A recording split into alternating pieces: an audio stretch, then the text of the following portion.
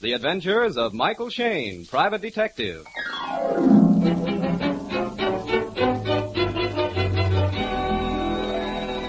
The people who make 76 gasoline and Triton motor oil, Union Oil Company, present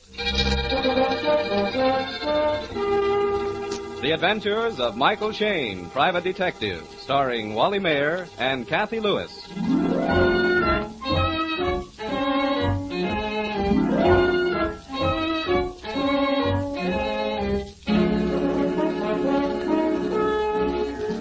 Anything can happen in San Francisco. Well, almost anything. And when it happens, you usually find Michael Shayne, private detective, somewhere around.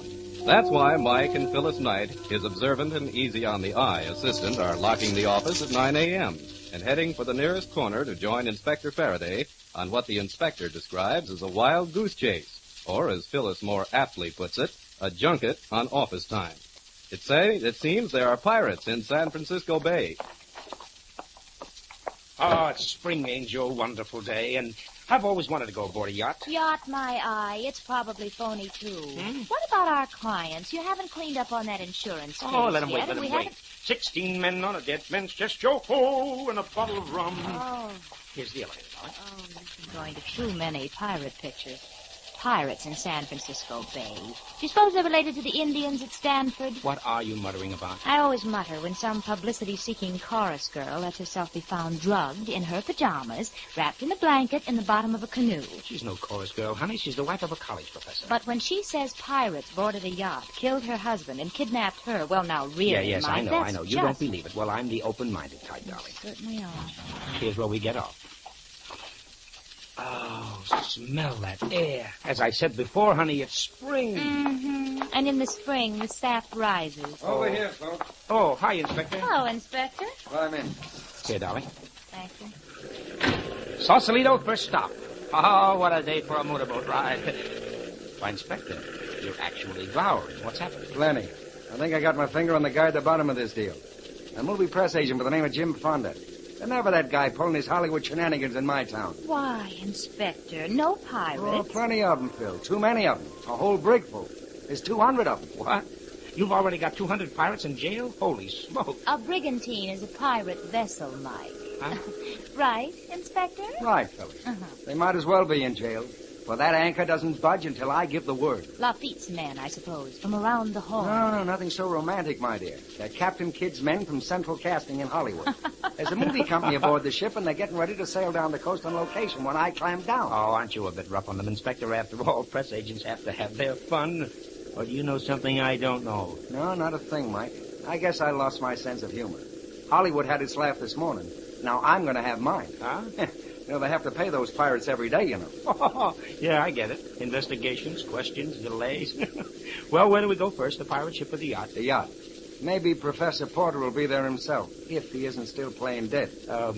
Where's the wife? She'll be there, too. And so will Jim Fonda, or I'll fire every detective on my staff. Well, that might not be a bad idea. Save the sarcasm, Mike. Tony Pooley.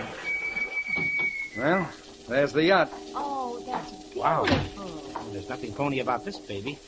She's big enough to go to sea. Yeah, but she hasn't been away from that dock site since the professor bought her. Hey, this doesn't look like a college professor's layout. A nice, tidy little investment there. Yeah, teaching's a sideline with Professor Porter. They tell me he's got oil wells working for him. If that's Annabelle, his wife, coming out to welcome us, they better be gushers. She looks very expensive. Inspector Faraday? Yes? Oh, and this is Michael Shayne and Phyllis Knight, Mrs. Porter. How do you do? Good morning. How do you do? Please come into the lounge. Thank you. I'm a courteous man, Mrs. Porter, but I haven't time for courtesy this morning. I can't understand why an apparently sane woman would expect us to believe such a story. Do you mind if we stroll around, Mrs. Porter? I've never been on a yacht before. Yes, certainly. And now, Inspector, will you please explain why you doubt my Big-hearted Mike. He just can't bear to hear a beautiful redhead bawled out, so he takes the powder. Oh, look, Angel, this doesn't add up. You don't plot publicity gags in a playhouse like this one. Huh? You've seen something, Mike. Or maybe it was just one look at the redhead. I guess this is the master's stateroom. 2 beds. What are you doing? The one bed layouts in the guest cabin. Mike, what did you see? Huh? Oh, just Mrs. Porter. She used to be Annabelle Armstrong in the movies. So what? Hey, now it's my turn. I spy something beginning with the letter P. Give you one guess. Pills in a blue bottle by the bed.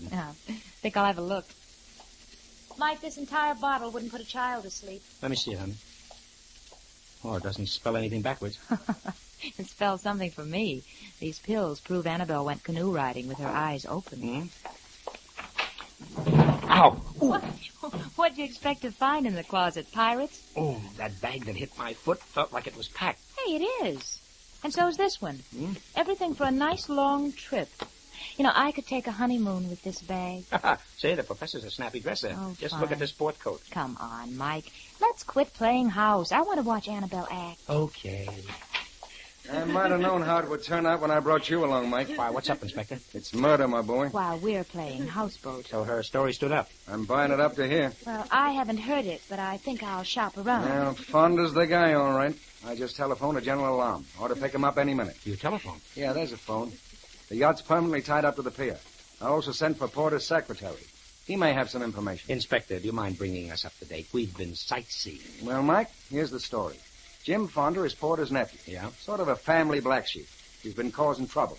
Everything from forgery to some sort of blackmail. Uh-huh. Well, it seems Fonda headed for the professor's home as soon as he hit town. The professor's secretary sent him to the yacht. That'd be yesterday afternoon.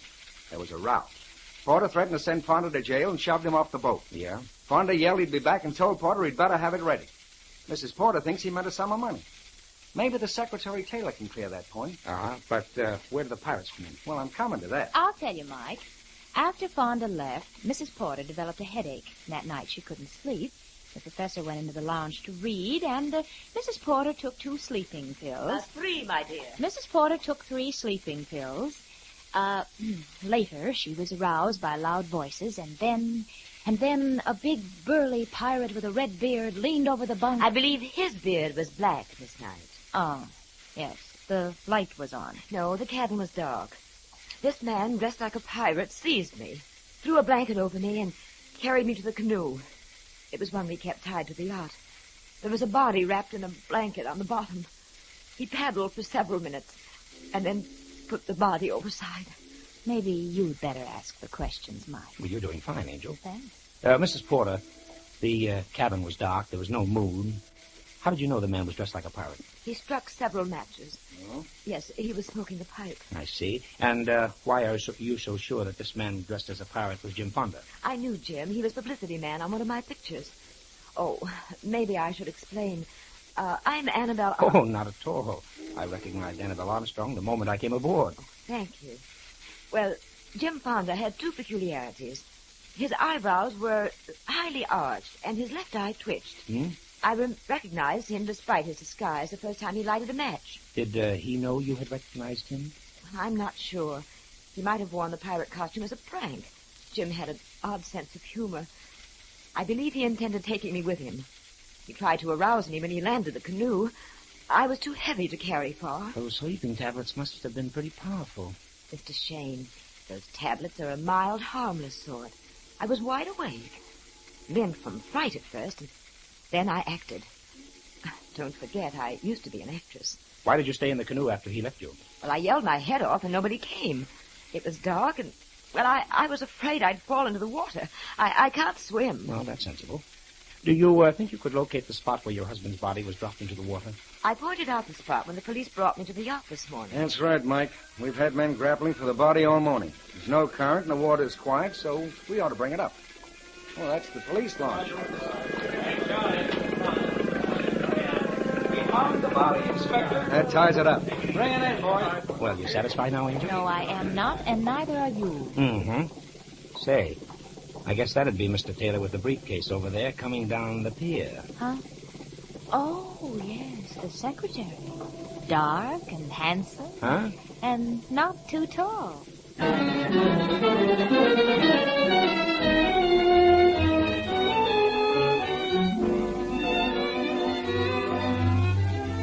In just a moment, we'll rejoin Mike Shayne and Phyllis Knight in their adventures. Probably no other possession you may have requires the attention and constant care that your automobile does. The hundreds of bearings and precision gears in a car need continual protection against rust, friction, heat, and abrasion. That is why regular stop-wear lubrication is so vital to the condition of your car. You see, stop-wear lubrication is more than just a grease job. It's a system that's been worked out from years of experience to give your automobile the best possible care. When you leave your car at a Union Oil Minuteman station for stop-wear lubrication, you can be sure that nothing on your automobile will be overlooked or hurriedly serviced. Each fitting is carefully and thoroughly lubricated according to the manufacturer's specifications. While your car is on the hoist, the Minutemen inspect out-of-sight points and check them for danger signs. Finally, as complete proof of stop-wear's reliable lubrication, you receive a 1,000-mile written guarantee with each job. You'll find your car rolls smoother, handles easier, stands up better with regular stop-wear lubrication.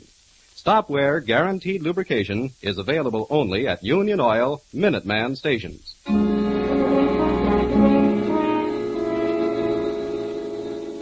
Professor Porter's body has been recovered from the bay, and Inspector Faraday is hurrying to meet the launch at the end of the pier.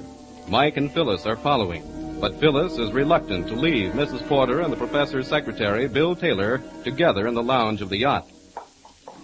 Come on, hurry, honey. They'll be here in a minute. You're getting awfully careless, Mike. I know what I'm doing. I wonder. Oh, cut it out, Angel, please. Oh, Mike, get tough. Be yourself. Why, what do you mean? Well, don't let a good-looking redhead blind you. So far, she's got all the answers, Angel. Good answers. All of them. All right, take it easy now. Yeah, okay. Bring it over here. Hey, give me a hand. This is heavy.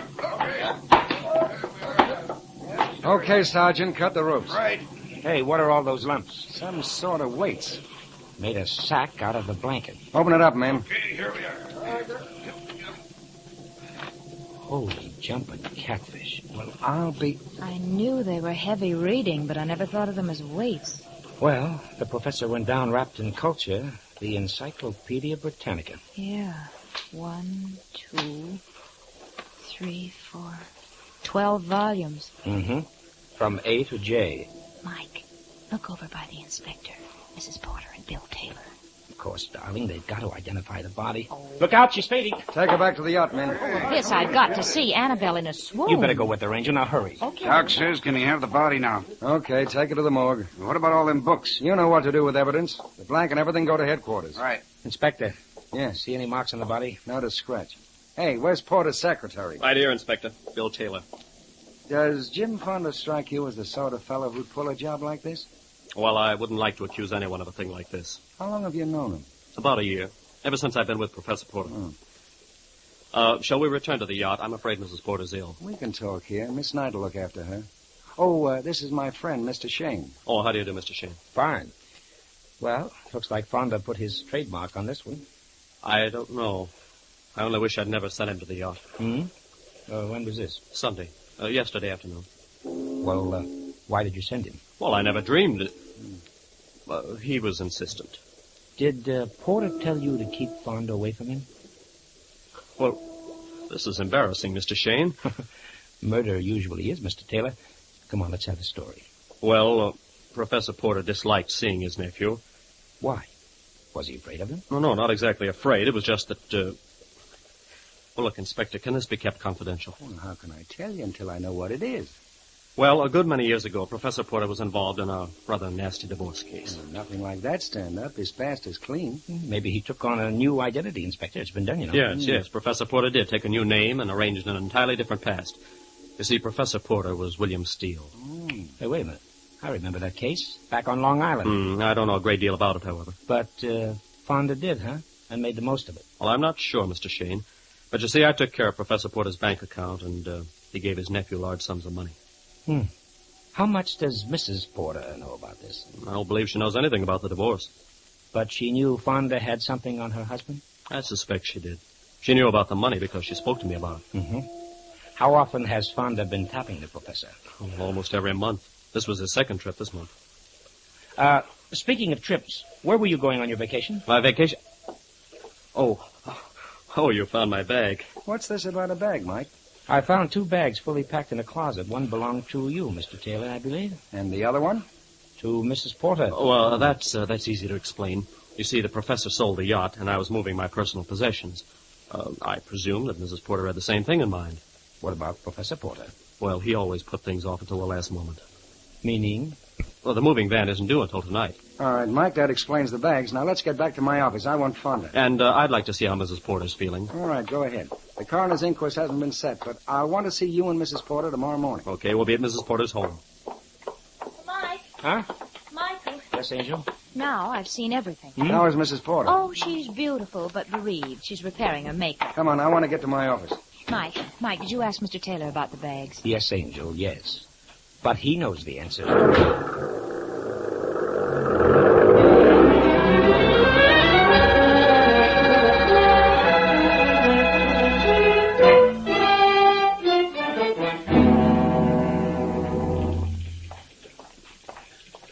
Any messages? Hollywood's been calling every 20 minutes, Inspector. What do they want? Feller at Apex Studios wants his pirates. Tell them we got a murder case to settle first. Well, says you're going to have a lawsuit, too. Claims this is costing him thousands. Why don't you turn him loose, Inspector? The guy says you better do it pronto. That boat's stuck till I get my hands on Fonda. Come on, Mike and Phyllis. Okay. Now, let's get down to business. Yeah, let's go to work. Well, it's about time. What do you mean, Phyllis? Fonda left a trail a yard wide. Too wide, Inspector. You want to do me a favor, Inspector? You two? What is it? Check on that story about the sale of Porter's yacht. Yes, Mike, I had that in mind. Yes, Inspector? Is Bolton back from that pirate ship? He's waiting out, sir. Send him in. Pick up any leads, Bolton? Not a line. The guy just vanished. Oh, he can't do that. What did they tell you about Fonda? Everybody had a good word for him. He came to town ahead of the picture crowd last Friday. Oh? When was he on the boat? Yesterday. They said he seemed worried about his uncle. Hadn't been able to see him. Did he tell anybody why he wanted to see his uncle? No. Seems that he didn't do much talking. Does Fonda smoke a pipe? Say, you haven't found him, have you, Mike? No. Why? The pipe's a part of the description they gave me. Mm-hmm. Left eye twitches, too. You must know the guy. No, just the woman he kidnapped. Well, he can't get out of town. Must be holed up somewhere. You searched the boat? Yeah. Even turned up some girl pirates. Any pirate costumes missing? Wardrobe man says they're all there. Well, how about the odd parts? Wigs, scarves? I thought of that. Could be. But it'd take a week to check. Okay, take a week, but check it. Okay. Hello? That Hollywood guy's on the wire, crying. Tell him I got a murder in my hands. The boat stays here. Fonda's not on that boat, Inspector. His friends are. Get back to that boat. If I stay out there any longer, I'll turn pirate myself. Got any ideas, Mike? Well, I'd like to know about, About that Porter yacht, Inspector. Yes? Professor sold it all right. That satisfy you, Mike? well, that cooks one idea anyhow. I've got an idea, Inspector. Let's have it, Phil. Remember when lovely Annabelle was giving us Act Two? Oh, let's don't be catty, Angel. You be quiet. I know when you're getting ready to spring something. I wish I knew as much. All right, Smarty. Well, Mrs. Porter spoke of Jim Fonda in the past tense. A natural reaction. Probably glad to have him out of her life. Oh, you don't. Just heard from the coroner's office, Inspector. When's the inquest? Tomorrow. Funny thing, What's that? Doc says Porter's been in the water 2 or 3 days. Did you hear that, Mike? Well, that knocks the whole case into a cocked hat. But Mrs. Porter said it happened last night. Well, maybe she'll know the answer to this one. Maybe I know the answers. What? Remember when we went through the staterooms on the yacht? Yeah, you admired the beds. Uh-huh. There were 2 in the stateroom and 1 in the guest cabin. Yeah, they'd all been slept in. Yeah, maybe yes, maybe no. But there was something missing. Hey, I remember. The blankets. Now you're cooking. Look, this is no time for guessing games, Mike. Let him alone. I thought he never would wake up. 1 blanket to wrap the professor in, 1 for his wife for a canoe ride. Yeah. That makes 2 blankets. Where's the third one? Maybe it was for Fonda. You're wrong, Mike. And about encyclopedias? 20 volumes to the set, covering everything from A to Z. Right, Angel, right. Where's the other 8 volumes? Porter was dumped overboard with A to J. And you think K to Z are with Fonda? Say, anybody on the yacht with that dame? Oh, Taylor's where the she'll keep. Well, Fonda didn't keep very well. Well, maybe I left her uncovered so she'd lead us to Fonda. I've got a different slant, Inspector. The only place Annabelle will lead you is astray. I guess we better get back to the yacht. If you're still looking for Fonda, we'd better go. I doubt if there's anyone else there. All right, let's go. Fonda's the lad I'm still looking for. Then you better take along the boys with the long-handled rakes, Inspector.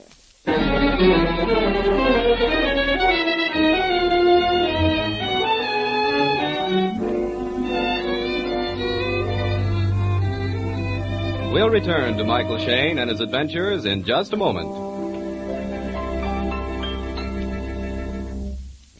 The front wheel bearings on your automobile are made of finely machined high-carbon steel. With proper lubrication, these bearings will last the lifetime of the car with no other attention. But notice, ladies and gentlemen, that we say with proper lubrication. For front wheel bearings do require extra protection. They're exposed to damage from brake dust, grit, and water. In addition, they must support the heavy weight of your automobile. For these reasons, and because they're expensive and difficult to replace nowadays, front wheel bearings should be carefully and thoroughly lubricated. Your neighborhood Union Oil Minuteman knows this. That's why he takes such pains to do a thorough job of lubricating front wheel bearings. First, he washes out all the old grease and dirt with solvent. Then the bearings and races are individually cleaned until they're dry and shiny. Finally, the clean, polished bearings are replaced in the races. Then, with special equipment, every surface is snugly packed in a thick coating of Union ball-roll grease, and your front wheels are all set for months of well-lubricated, easy rolling. The cost for the entire service of your front wheel bearing assembly is nominal. So for safer, easier driving, just stop in wherever you see the sign of the big orange and blue 76 and ask for Union Oil's front wheel bearing service. Thank you.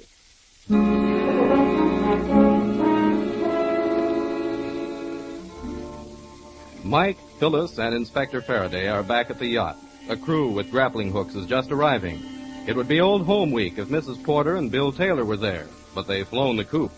The inspector mutters to himself. I hope this phone's still working. Hello? Hello, Sarge? Yes, Inspector? Get Cassidy on the short wave. Tell him to bring Mrs. Porter and Taylor back to the yacht. So, you did have them tailed. How do you think I keep my job, Mike? Mike, you were right about the blankets, and the bags are gone, too. Sure they're gone. Taylor told us they were moving into town. And here's where the encyclopedia set came from. Where is it? An empty shelf, and I never even noticed. Say, let's go out on deck and see if they fished up anything, huh? All right. Hey, fellas, have you found anything? 2 tire cases and a couple of pairs of old shoes. Well, keep on raking. Try up forward. Okay. It's beginning to add up, all right. Yeah, sure it adds up. Fonda gets into town, goes to see Uncle Porter. And tries to pick up $5,000. No. I'm not buying the blackmail scenario. Why, Mike? Too well planted like the rest of the deal. Anyhow, a crook working a blackmail racket doesn't have to work as a press agent. Okay, so Fonda goes to see Porter. And Porter isn't in sight. Annabelle and Taylor give Fonda a cock and bull story. He gets suspicious and starts checking. Yeah, but where? Around the neighborhood, at the university. And then? Annabelle and Taylor get ideas.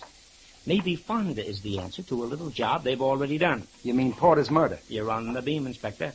My guess is Fonda stood to get a slice of the professor's estate, a big slice. I'm beginning to like your story. Well, wait a minute. Let me finish it. They decide to knock off Fonda, hang the Porter murder on him, and live happily ever after. Take the whole pot, huh? Right. So Taylor lets Fonda know that his professor uncle is on the yacht. And when Fonda shows up Sunday night, Taylor drills him. Hey, aren't you boys guessing a bit too far ahead? Huh? You got no proof that Taylor shot Fonda. In fact, you've got no proof that Fonda's even dead. No. But do you see what I see on that ledge? You mean the lamp? Yes, darling, a lamp. Where it couldn't do anybody any good. No, it's not very ornamental. Okay. Quit being clever. Move it. All right. A bullet hole. Yes, honey, a bullet hole. Not very old either. And since no bullets were used to put the professor out of the way, and Taylor and the professor's wife are still alive... What is it, Sarge? Another bundle, Inspector. Well, Inspector, blanket number 3. Mm-hmm. Yeah, and the same kind of bulges as the other bundle. Yes, Angel. Encyclopedia Britannica, volumes K to Z.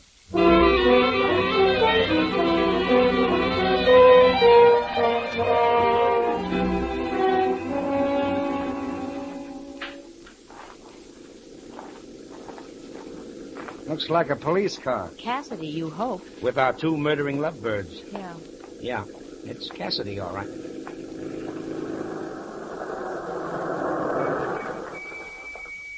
Here they are, Inspector. Did you send for us, Inspector? Yes, I wanted to finish our chat. Why, what happened, Inspector? Nothing much. We just found Fonda's body. Get out of the car, Taylor. You too, Annabelle. Duck, guys, he's got a gun. Get him, Faraday, get him! My gun's jammed! That got his tire. The car's caught fire. Yeah, come on, run for it, hurry. unconscious. Yeah, pull him out, pull him out. Get her first. Easier that way. Taylor's all in one piece anyway. It's the same with the dame. Just bumped her head. Well, that's too bad. Mike, where are you going? To get the robe out of the car before it's burned. Have you gone crazy? No. Now, here, let's throw this robe over Annabelle. Pull it up over her face. Hey, Taylor's stirring. He's coming out of it. Good. But I can't have Annabelle awake. Maybe I better conquer her. Let me. Wake him up, Inspector. Come on, you get up. Wake up. Come on. Where am I? You're at the end of the road, fella. Oh, where's Annabelle? Mrs. Porter. Mrs. Porter is dead. Huh? Oh, no, she couldn't be. Yeah? Pull the blanket back, honey. Was she dead? I mean... I know exactly what you mean, boy. No. Oh, she talked. Talked plenty before she went. You've been out cold for 10 minutes, fella. Come on, you better talk fast. I had nothing to do with it. Oh, I helped dispose of the bodies, yes, but she made me. She threatened my life. She acted like a madwoman. I didn't do it. I didn't. Then who did? Annabelle. She poisoned the professor and she shot Fonda. He's lying. Don't believe him. Oh, so you came too, huh? But you said she was dead. You tricked me. Which is nothing compared to what we're going to do to you, both of you. Yes, we tricked you. And you accused her of murder. Now it's her turn. Where did he hide the gun? At my apartment. Oh, you fool. If you'd kept your mouth shut. If you both kept your mouths shut, we'd still have caught you. Every clue that you planted, every clue that you thought would point to Fonda was a signpost leading us right to you. I don't want to talk to them anymore, Inspector. How about you? Not me. I've had all I want. Take him away, Cassidy.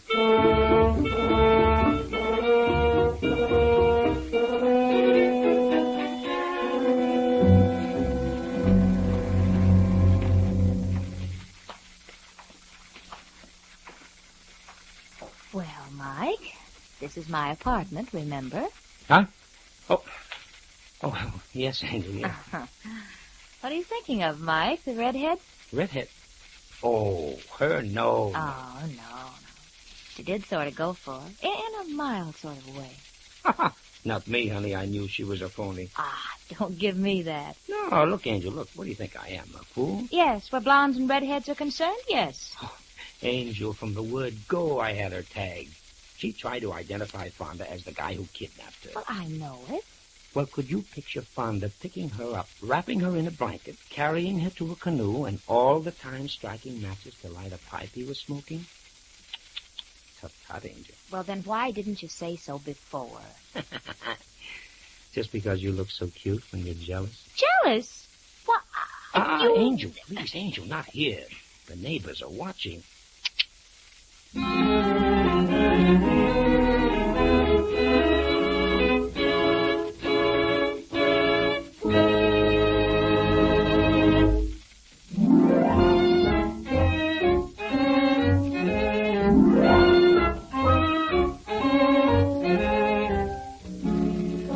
Tune in again next week at 8:30 for another adventure with Michael Shayne, Private Detective, starring Wally Mayer and Kathy Lewis, with Joe Forte as Inspector Faraday. Tonight's story was written by Tom Petty and based on the character created by Brett Halliday. Music was composed and directed by Bernard Katz. This is Ed Stevens substituting for John Lang, saying good night for the people who make 76 gasoline and Triton Motor Oil, Union Oil Company. Ladies and gentlemen, despite all our efforts to know that living costs are rising, and certainly the high taxes of war are cutting deeply into our incomes, so why not help yourself and your country by starting a victory garden now? Growing your own vegetables will not only make a big saving on your grocery bill, but will provide a healthy, interesting hobby. Those who have no yards of their own may be able to find space in nearby vacant lots. So wherever you live, whatever you do, serve yourself and the nation with a victory garden in 45. This is the Mutual Don Lee Broadcasting System.